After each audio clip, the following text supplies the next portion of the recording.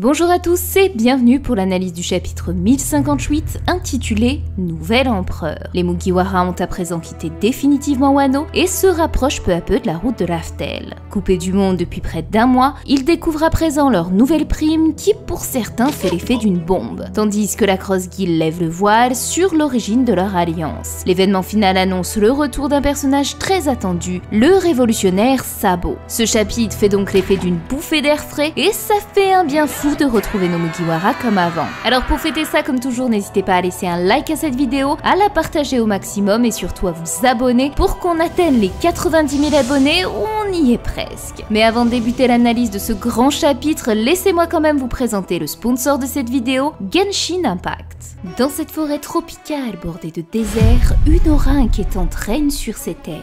Le précédent archonte a été assassiné et le dieu de la sagesse, Kusanari, prit sa place. Sous son égide, les sages de Sumeru tombèrent dans la folie et partirent en quête de la sagesse ésotérique.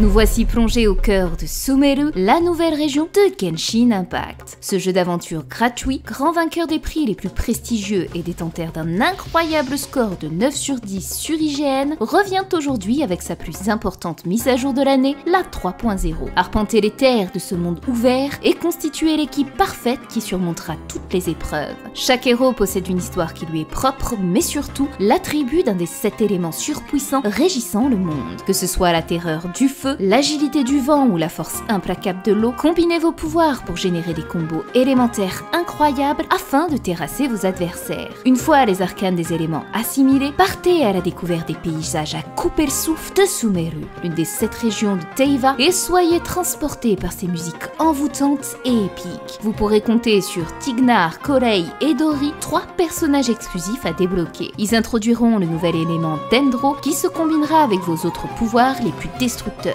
Augmenter leur puissance grâce aux nouvelles armes et artefacts introduits pour triompher des menaces les plus terrifiantes de Sumeru. Vous pouvez dès à présent télécharger le jeu en passant par le lien en description ou via le QR code pour profiter de cadeaux exclusifs. Laissez-vous embarquer par l'appel à l'aventure et rejoignez l'univers de Genshin Impact. Nous voilà en route pour la prochaine île de Grand Line. Le navire de l'empereur Monkey D. Luffy reprend la mer et c'est dans une ambiance drôle comme il s'était fait rare que nous retrouvons nos Mugiwara. Après que leur capitaine ait tenté de prendre les commandes du Sunny pour quitter Wano, Luffy s'est fait mettre en cage et Nami laisse éclater sa colère face à Jinbe qui découvre pour la première fois le caractère de la jeune navigatrice. Une scène dès à présent très intéressante puisque notre paladin des mers se questionne sur le fait que Nami puisse posséder le Haki des rois. Seule une personne sur 1 million peut avoir ce pouvoir. Et quant au regard qui en fait partie, Oden, Shanks, Barbe Blanche ou encore Kaido, on peut se dire que Nami ferait pas le figure. Or, Boa Hancock en est détentrice et ne possède pourtant pas autant de puissance que les autres protagonistes cités. Le Haki des rois est avant tout un don inné et ne peut s'obtenir par l'entraînement. Celui qui possède cette faculté a les qualités d'un roi car il évolue selon la volonté de la personne à conquérir. Et quand on compare l'impératrice d'Amazon Lily à Nami, il n'y a que très peu de choses qui les séparent. Elles sont toutes deux considérées aux yeux des hommes comme des déesses, elles savent mener les troupes et obtenir ce qu'elles souhaitent, mais surtout, Nami a une véritable obsession pour l'argent qui l'amène à vouloir conquérir n'importe quelle terre où s'y trouve l'or. En somme, c'est une véritable conquistador. Si on prend ce point de vue, alors l'idée de Jinbe n'est finalement pas si folle. Malgré tout voir Nami obtenir le Haki des rois tandis que Sanji ou même Usopp, considérés comme un dieu à Dressrosa, ne l'ont pas, ça ferait quand même assez bizarre. À voir à l'avenir quelle surprise Oda nous réserve dans le futur. Et en parlant de surprise, c'est justement la suite de ce chapitre qui va nous en dévoiler de grandes, puisqu'il est l'heure pour les Mugiwara de découvrir leur nouvelle prime. Chopper, considéré à présent comme l'animal de compagnie de l'équipage, se voit attribuer une prime de 1000 berries, soit tout de même 900 berries de plus que sa précédente. C'est évidemment un nouveau gros troll d'Oda quand on sait à quel point Chopper, malgré sa petite bouille et sa barbe à papa, reste un élément indispensable parmi les Mugiwara. On ne réalise pas bien à quel point ce petit reine carry le game et que sans lui, Luffy serait probablement mort à Wano des suites de la pandémie de Queen. Il a sauvé tous les alliés des samouraïs, Hyogoro et bien sûr a remis sur pied Zoro alors qu'il était déjà au pays des morts. Sans oublier cette monster pépite qu'il a décollé à Queen et qui est, je le rappelle, l'un des commandants de Kaido. En bref, vraiment Chopper n'a sans l'ombre d'un doute pas une prime qui lui rend honneur. Mais je me fais pas de soucis parce que je suis persuadée qu'elle explosera tôt ou tard, soit par le fait qu'il deviendra une mascotte dans le monde après que Luffy soit roi des pirates, une sorte de Pikachu, soit tout simplement parce qu'il détient un fruit du démon exceptionnel, le Hito Hitonomi. Ce fruit à l'apparence d'un champignon n'est pas un hasard quand on se rappelle l'histoire de Chopper. Ce dernier est parti à la recherche d'un champignon sacré capable de guérir toutes les maladies. Et ça tombe bien puisqu'il s'agit précisément du rêve du docteur, trouver le panacée et guérir n'importe quelle maladie. Donc avec un peu de chance, Chopper parviendra peut-être un jour à atteindre les 2500 berries. Passé la vanne sur notre médecin de bord, on reprend du sérieux avec... Ah bah non, le running gag se poursuit avec Nami qui découvre sa prime et qui serait prête à se vendre pour pouvoir obtenir le butin. Et tu m'étonnes puisqu'elle se hisse à présent à 366 millions de berries. Un montant conséquent puisqu'à titre de comparaison, son capitaine avait atteint cette prime qu'après avoir vaincu Crocodile, Rob Lucci, attaqué l'île judiciaire du gouvernement et terminé par cette mythique scène où il ordonna à Sogeking de brûler le drapeau. Donc on peut dire que Nami commence véritablement à se faire un nom. Les événements de Wano lui ont tout de même permis d'obtenir officiellement Zeus et vaincre ainsi l'une des Topero-Poké Ulti, détentrice d'une prime non négligeable de 400 millions de berries. Pour finir, c'est bien elle qui mènera l'équipage au bout du monde sur la toute dernière île de Grand Line, étant la navigatrice du Sunny. Sa prime est donc pour moi tout à fait équilibrée, même si l'avoir un peu supérieure à celle d'Uchi ne m'aurait pas dérangé. Et après la chatte voleuse, c'est au tour de Brook de nous dévoiler sa prime. 383 millions de berries pour notre musicien alias Soul King. Ce n'est pas une prime si mirobolante quand on connaît les capacités de ce gentleman et son fruit du démon. Car je trouve sincèrement que Brook est très sous-estimé parmi les Mugiwara. Il ne faut tout de même pas oublier qu'il a tenu tête seul à Big Mom, parvenant même à mettre la main sur son rod poneglyph. Il n'est pas au niveau d'un Zoro ou Jinbei, mais son style de combat reste non négligeable. Après, si on se base au rapport de force, je l'aurais quand même vu davantage avoir une prime supérieure à celle de Franky et Usopp. Cependant, une prime ne se base justement pas qu'aux détails de puissance. C'est pourquoi Franky le talonne de peu avec un montant de 394 millions de berries. Et c'est d'ailleurs sa nouvelle photo de prime qui explique en majeure partie cela. Il est le charpentier du Sunny qui prend désormais sa place sur la vie de recherche. Et c'est un foreshadow pour indiquer qu'une tentative d'enlèvement sur le Sunny pourrait avoir lieu. Bon, je sais pas vraiment, mais cette photo est tout de même très étrange. Concernant le montant de sa prime, Franky est l'ancien disciple de Tom, l'homme à l'origine du légendaire Oro Jackson, qui a mené Goldie Roger à devenir roi des pirates. Mais ce n'est pas le seul savoir que son maître lui a transmis, puisque Franky est également celui à qui Tom remit les plans secrets de l'arme antique Pluton qu'il brûla face au CP9. Je trouve donc qu'elle est quand même assez basse quand on sait que cet homme peut à tout moment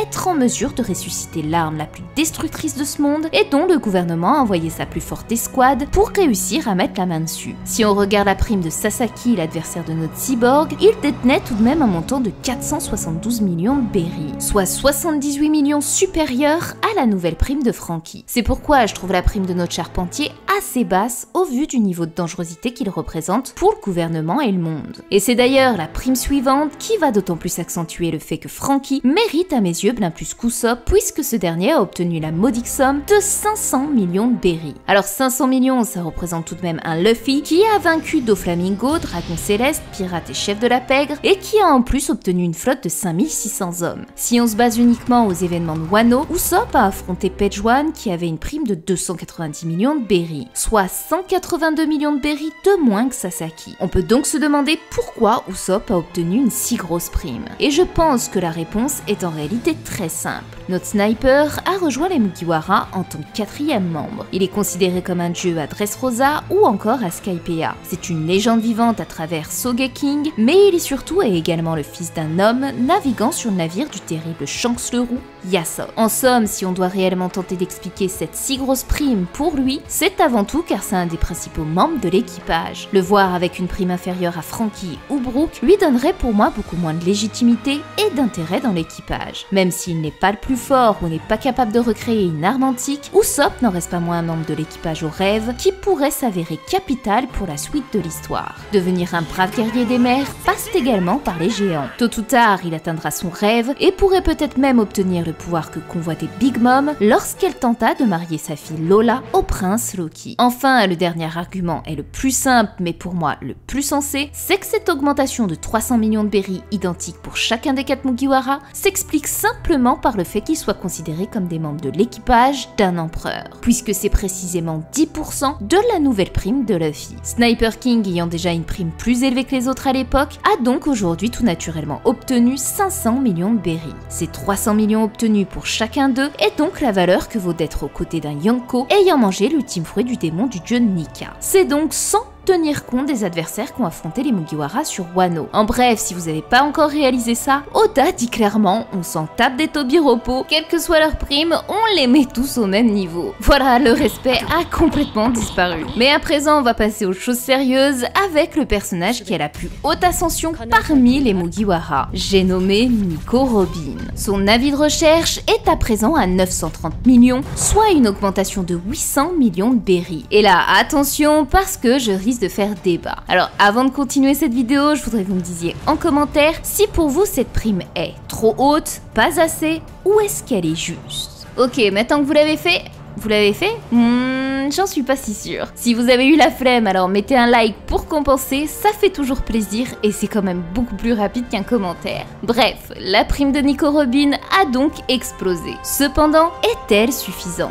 Et je vous le donne en mille, en réalité je suis partagée. Tout simplement parce que je pense que sa prime initiale était beaucoup trop basse à l'époque et que c'est la raison pour laquelle la nouvelle semble si folle. Mais la vraie question est pourquoi est-ce seulement maintenant que le gouvernement alerte autant sur la dangerosité de Nico Robin? Ils l'ont toujours crainte, raison pour laquelle ils ont tenté à maintes reprises de mettre la main sur elle, et plus particulièrement grâce à l'aide du Cypher Pole. D'ailleurs, faudrait peut-être penser à changer d'organisation vu qu'ils échouent sans cesse. Après l'incident d'Ohara, sa tête valait d'ores et déjà 79 millions de berries. Le gouvernement avait donc fait une mise à prix excellente pour la crainte qu'inspirait l'enfant démon. Or après ça, le gouvernement a été clairement radin sur sa prime pour alerter de sa dangerosité. Elle n'augmenta que d'1 million, après pourtant avoir arpenté le monde, collaboré aux côtés de Crocodile et provoqué l'incident des Nièces Lobby. Pour ce même événement, son capitaine prit 200 millions de berries supplémentaires. Après ça, il y a eu Dressrosa et sa prime s'est stabilisée à 130 millions de berries. Pourtant, on parlait bien de la seule personne au monde capable de déchiffrer les poneglyphes et ainsi restaurer l'histoire du siècle manquant. Cet événement que souhaite par tous les moyens dissimuler le Gorosei. Donc pour moi, les 800 millions qu'elle a acquis après Wano, soit 715% de plus-value, ne sont en réalité que trop tardifs et pas vraiment une réelle explosion. Et pour rien vous cacher, je la trouve même basse quand on sait qui est vraiment Nico Robin et ce qu'elle représente pour le monde et son équipage. Car si sa prime avait progressivement augmenté tout au long de son aventure, sa mise à prix après Wano aurait pour moi dû être supérieure à celle de Jinbei, et ainsi être la tête la plus dangereuse après son capitaine et son second, Roronoa Zoro. Je sais pas si vous réalisez, mais cette femme détient tout de même le savoir universel, mais surtout est en mesure de réveiller des armes antiques capables de détruire le monde.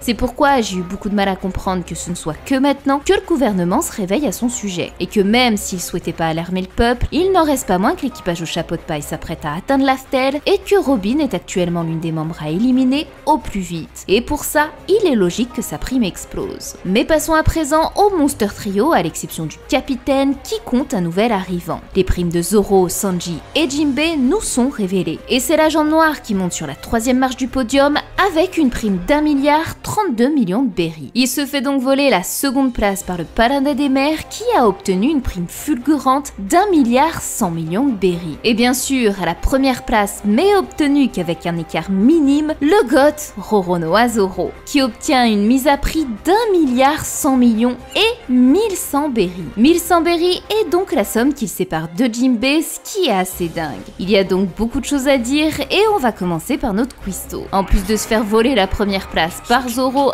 alors qu'il était parvenu à le doubler grâce à l'arc Wall Cake, il se fait à présent dérober sa seconde place par Jinbei et devient ainsi la 4e prime des Mugiwara, ce que son ennemi ne manque pas de lui rappeler. Il avait déjà pris cher à Wano et là c'est une nouvelle douche froide pour notre Sanji. Cependant, contrairement à ce qu'on peut croire, l'évolution de sa prime est très correcte et a du sens vis-à-vis de Jinbei, car elle a augmenté de 702 millions tandis que Jinbei a pris 662 millions de berries. Son évolution, contrairement à ce qu'on peut croire, est donc supérieur au paladin des mers. Si l'homme poisson est devant, c'est avant tout car sa prime était déjà au-dessus avant de rejoindre l'équipage. Sanji aurait certes mérité un peu plus puisqu'il est tout de même un Vinsmoke, a affronté Page One, vaincu une des 3 calamités, tandis que Jinbei a affronté un Saint Tobiropo dont la prime n'excédait pas les 550 millions. Sans compter l'évolution significative des pouvoirs de Sanji dont on ignore toujours les origines. Mais Jinbei est tout de même un ex-membre des Pirates du Soleil, il est un homme poisson et a retourné Whole Cake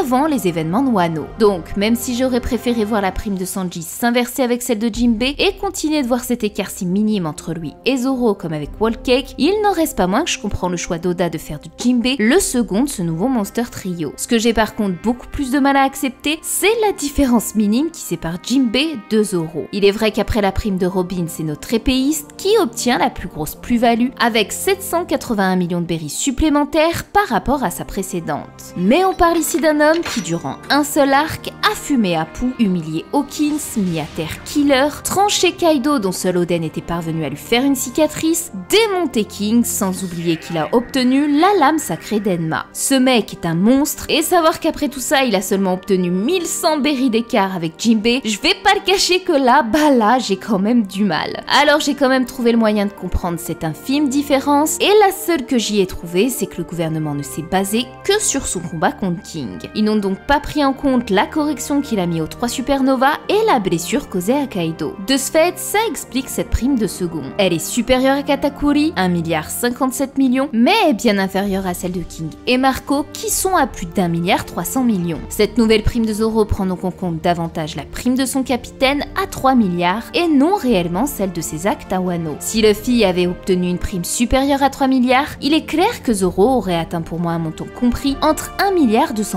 et 1,3 milliard de berries. En bref, je dirais que les primes des Mugiwara ont été surtout faites en fonction de la prime de leur capitaine. Car en prenant compte ce détail, on comprend de combien réellement chacun ont évolué. À l'exception de Chopper, Bichette, Nami, Franky, Brook et Usopp ont tous eu une augmentation de 300 millions. Ça correspond donc non pas à la dangerosité de l'ennemi qu'ils ont eu à affronter, puisque comme je l'ai expliqué tout à l'heure, quelle que soit la prime des Tobiropo, l'augmentation a été la même, mais au fait que leur capitaine soit devenu empereur et ait vaincu un ex-Yonko, ce qui représente 10% de sa prime de 3 milliards de berries. Dans cette logique, on doit donc à présent ôter ces 300 millions de la hausse de prime du Monster Trio et de Robin. Ainsi, la prime de Zoro a augmenté de 780 millions 1100 berries. À ça, on retire les fameux 300 millions, ce qui signifie que le combat entre Zoro et King lui a valu une hausse de 480 millions et 1100 berries, soit environ 35% de la prime de King. Sanji a obtenu un bonus de 702 millions moins 300 millions. Son combat contre Queen vaut donc 402 millions, soit 30% de la prime de la reine.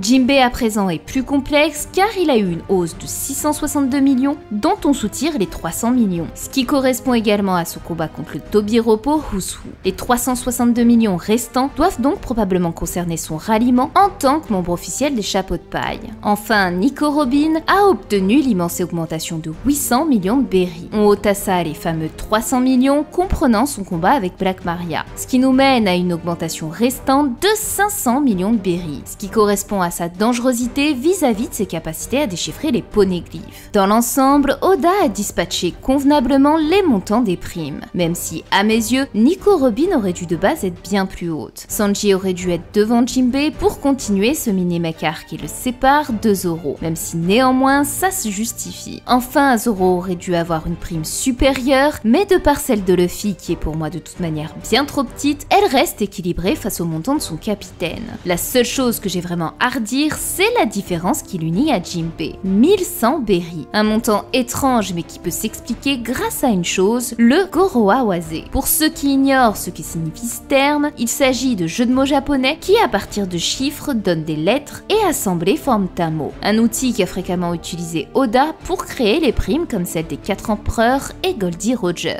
C'est pourquoi on va tenter de voir les différentes significations que pourrait cacher celle de nos Mugiwara. Concernant Zoro, le 11 est à l'honneur. Ce chiffre est symbolisé par le mois de novembre qui s'associe tant à Zoro. C'est son mois de naissance le 11 novembre, tandis que ses vieux amis Johnny et Yosaku sont nés le 10 et 12 novembre. Mais ce mois est également relié au Shimotsuki, qui se traduit en vieux japonais novembre et qui est également le mois de naissance de Ryuma. Oda a donc réitéré la symbolique des chiffres dans les primes de nos Mugiwara. Pour Jinbei, le chiffre 100 se dit Dorei, soit la traduction d'esclave, rappelant ainsi son passif d'homme-poisson et de toute l'histoire qui l'entoure. Sanji a carrément son prénom dans sa prime, puisque 3 signifie San et 2 Ji. Pour Robin, c'est moins évident car 930 donne le mot pourriture aux chaînes, mais cependant le chiffre 800 qui correspond aux 800 millions d'augmentation de sa prime peut signifier dans une lecture un peu moins conventionnelle Flower qui symbolise donc son fruit du démon. Vient alors Usopp qui est une évidence puisque 500 signifie mensonge et qui rappelle ainsi les 500 mensonges d'Usopp. Pour Franky, c'est très simple, le chiffre 394 signifie machine, tandis que le chiffre 39 veut dire cyborg et correspond également à sa date d'anniversaire, le 9 mars. Pour Brook, cette fois c'est le chiffre 83 qui a son importance puisqu'il se traduit Yami, les ténèbres, soit la thématique principale de notre squelette et de son fruit du démon. Nami quant à elle a obtenu le chiffre 366 qui se traduit par estimation d'une somme, salaire en lecture moins conventionnelle. Un rapport donc avec l'argent, mais qui je pense en japonais doit avoir plus de sens qu'en français. Enfin, j'ai tout de même voulu vérifier à quoi correspondaient ces fameux 300 millions d'augmentations qu'ont obtenu les Mugiwara vis-à-vis de la prime de Luffy. Et ce qui est ironique, c'est que le chiffre 300 se traduit en Goro Awase Miyoho, cette divinité protectrice qui incarnait Kaido, mais surtout notre cher Monkey D. Luffy. Alors petite interruption dans cette vidéo, le Jump a fait un communiqué dimanche soir, soit au moment où je suis en train de faire le montage de cette vidéo, pour annoncer qu'ils ont commis une erreur dans la prime de Zoro. Elle n'est pas d'1 milliard 1100 berries, mais bien d'1 milliard 111 millions de berries. L'écart avec celle de Jinbei est donc de 111 millions de berries et non pas 1100 berries. Ça change pas grand chose à la vidéo puisque la différence de prime reste tout de même pas assez grande avec Jinbei et que ma théorie sur le Goro Awase se confirme d'autant plus sur la prime de Zoro et son chiffre 11. La seule chose qui diffère vraiment avec cette information, c'est le total des primes cumulées de nos Mugiwara qui donne un montant tout de même incroyable de 8 milliards 816 millions et 1000 berries. Voilà, alors normalement cette vidéo était censée durer 35 minutes, mais malheureusement je n'ai pas réussi à la terminer dans les temps. D'une part parce que ça demande beaucoup de travail en si peu de temps, et d'autre part parce que j'ai des problèmes de santé qui m'en empêchent. Donc j'espère que vous m'en voudrez pas. J'ai pris la décision de couper cette review en 2 parties exceptionnellement. La première était donc les primes, et la seconde concernera donc la fin de ce chapitre avec la Cross Guild et les révolutionnaires. On se retrouve donc non pas mardi mais vendredi, ce qui permettra de terminer la vidéo en gardant sa qualité. Vraiment je suis sincèrement désolée, c'est une première, j'espère que ça n'y arrivera plus, mais j'ai pas d'autre choix malheureusement. En attendant, j'espère que cette première partie de vidéo sur les primes vous a plu. Si c'est le cas, alors n'oubliez pas le petit cœur en commentaire car c'est toujours un vrai bonheur de les voir. Et un grand merci par ailleurs à Chum, membre du staff, pour son aide sur la traduction du Goro Awase. Et nous on se dit à vendredi 18 h, passez tous une bonne semaine et comme toujours, prenez bien soin de vous.